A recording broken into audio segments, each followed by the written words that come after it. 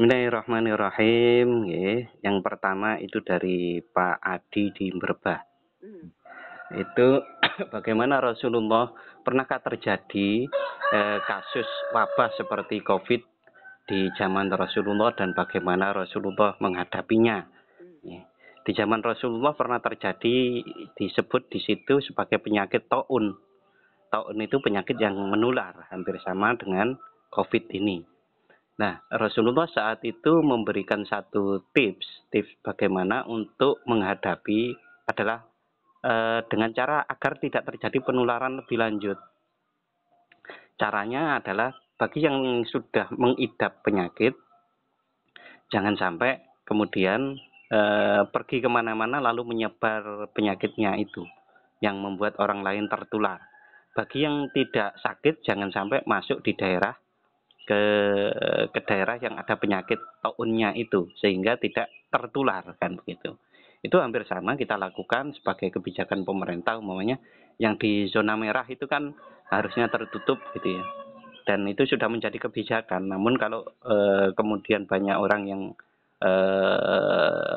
merasa tidak punya penyakit gitu ya, mereka pergi kemana-mana tetapi ternyata dia membawa penyakit, atau sebaliknya mereka merasa sehat lalu kemudian dia sangat berani untuk masuk ke daerah yang zona merah kalau kita sekarang, lalu kemudian dia yakin tidak tertular tetapi ternyata tertular.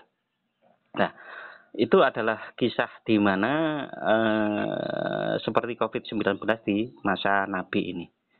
Sehingga kalau kita perhatikan sekarang ini, maka ya kita harus tetap berhati-hati dengan memakai masker. Itu adalah dalam rangka untuk tidak terjadi penularan.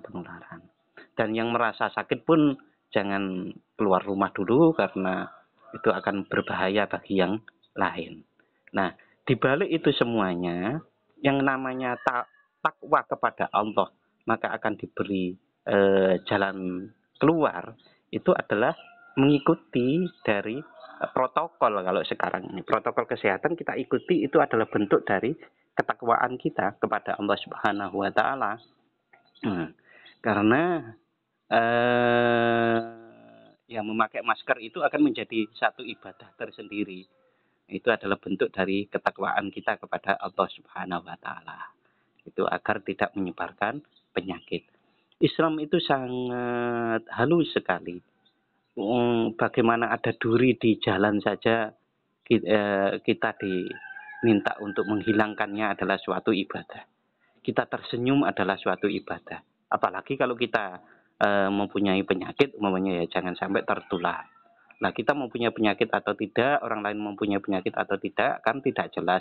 Nah, maka jalannya dengan cara memakai masker itu.